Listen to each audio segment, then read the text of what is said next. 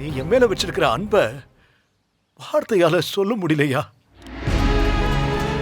மேலுமே உன்னை நினைச்சு நான் ரொம்ப நெகிழ்ந்து போறேன்யா.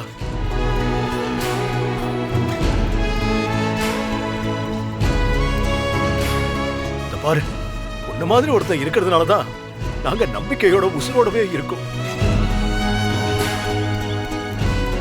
ஆண்டவன் எந்த குறையும் இல்லாம நல்லபடியா பாத்துக்குவாயா.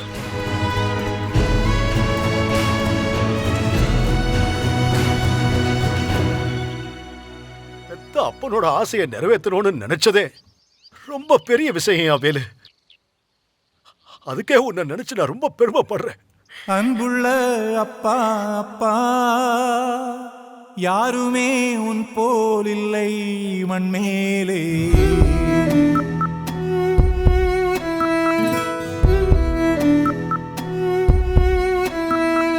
அன்புள்ள அப்பா அப்பா, யாருமே உன் போல் இல்லை மண்மேலே. அன்புள்ள அப்பா அப்பா, தாயையும் முன்னில் கண்டே நண்பாலே. எனக்கெது தேவை உலகிலே, கொடுத்திடுவாய் நீ முதலிலே.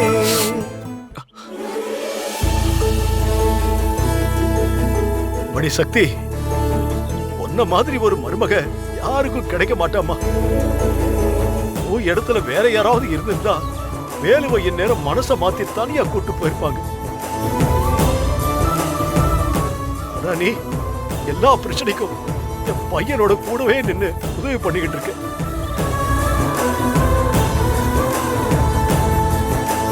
நீ செஞ்ச இந்த உதவிய காலத்துக்கு மறக்க மாட்டேம்மா. ஐயோ, என்ன மாமா பெரிய வார்த்தையெல்லாம் சொல்லிக்கிட்டு. வேலு, அப்பா உள்ள கூட்டிட்டு பாப்பா. அப்பா வாங்கப்பா, வாங்க.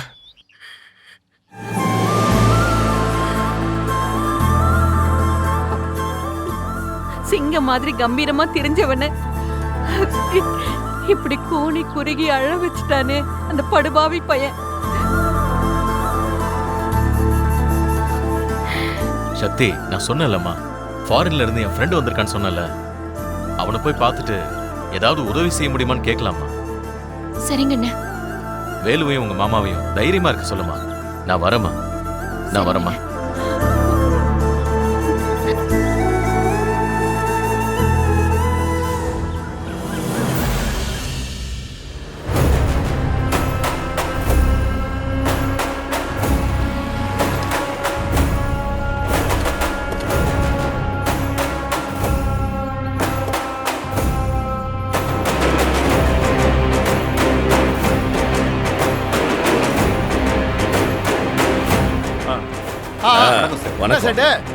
வேலு பணத்தை ஏற்பாடு பண்ணிட்டானா?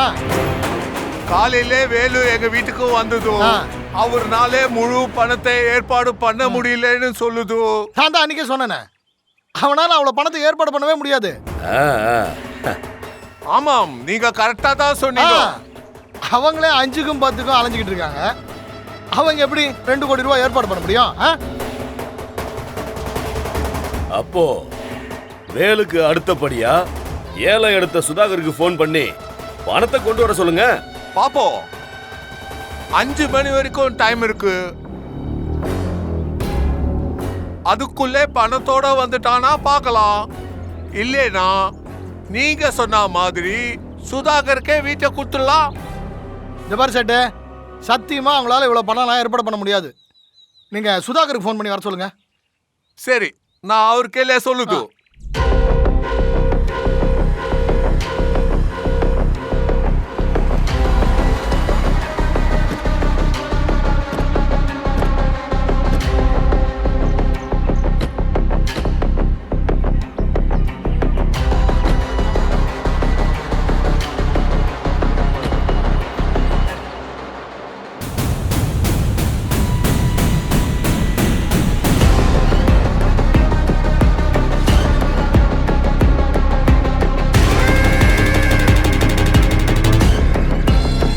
வாங்கப்பா.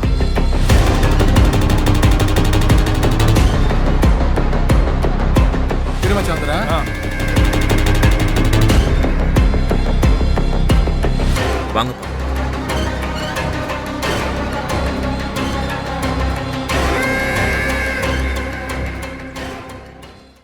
என்னப்பா கடைசியா உங்க வீட்டை ஒரு தடவை சுத்தி பார்த்துட்டு போலான்னு வந்திருக்கீங்களா? நல்லா பார்த்துங்க. இதுக்கப்புறம் இந்த வீடு வேற ஒருத்தவங்க வீடு ஆக போகுது.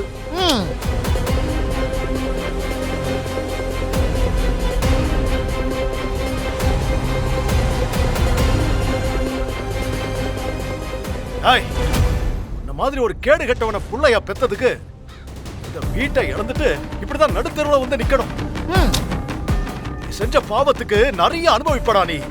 நீங்க ஒரு கண்ணில் வெண்ணையும் ஒரு கண்ணில் சுண்ணாம்பு வச்சதுனால தான் நான் இன்னைக்கு இப்படி ஆனேன். ஆரம்பத்துல இருந்தே வேலுக்கு கொடுத்த முக்கியத்தை எனக்கு கொடுத்துருந்தீங்கன்னா நான் இப்படி ஆக போறேன்.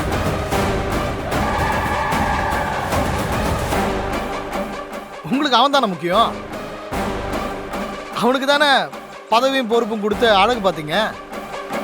அதனால தான் இன்னைக்கு நடு தெருவில் நிற்கிறீங்க.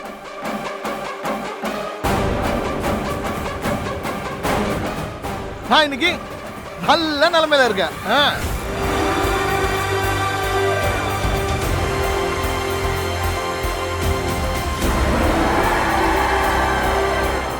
என்ன தானே உன் வயிற்றுல உள்ள பிள்ளைக்கு யார் அப்பான்னு கண்டுபிடிச்சிட்டியா?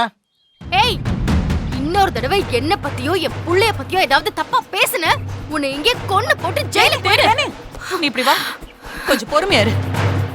அந்த பாவிய தொட்டா அந்த பாவம் நம்மள புடிச்சுக்கும்.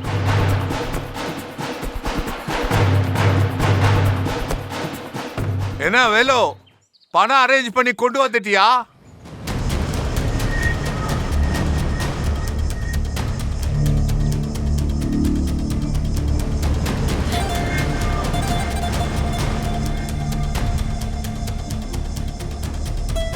இல்ல சேட்டு. சேட்டு, நான் உங்ககிட்ட பேசிட்டு போனதுக்கு அப்புறம் நான் நிறைய பேர்கிட்ட போய் உதவி கேட்டேன். ஆனா உடனே உதவி பண்ண முடியாத சூழ்நிலையில இருக்கிறதா சொல்றாங்க. கொஞ்சம் டைம் கொடுத்தீங்கன்னா நாங்க முழு அமௌண்ட்டையும் செட்டில் பண்ணிடுவோம். क्या வேலு, எத்தனை நாள் டைம் வேணும்? ஒரு 3 மாசம் டைம் கொடுத்தீங்கன்னா பேலன்ஸ் அமௌண்ட் ரெடி பண்ணி கொடுத்துடலாம். என்ன வேலு, 3 மாசமா? 3 நாள் கூட உனக்கு டைம் கிடையாது. பாட்டி, ஏல எடுக்கிறதுக்கு முன்னாடியே டேர்ம்ஸ் அண்ட் கண்டிஷன் சொன்னோம்ல. இப்போ வந்து பணம் ரெடி பண்ண முடியல சொன்னா என்ன அர்த்தம்? Hi sir. வாங்க வாங்க சுதாகர், வாங்க. வெயிட் பண்ணுங்க, வெயிட் பண்ணுங்க. சேட்டே, வேலுக்கு அடுத்தபடியா ஏழை அடித்த சுதாகரே வந்துட்டாரு. அவருக்கே இந்த வீட்டை கரையம் பண்ணி கொடுத்துருங்க.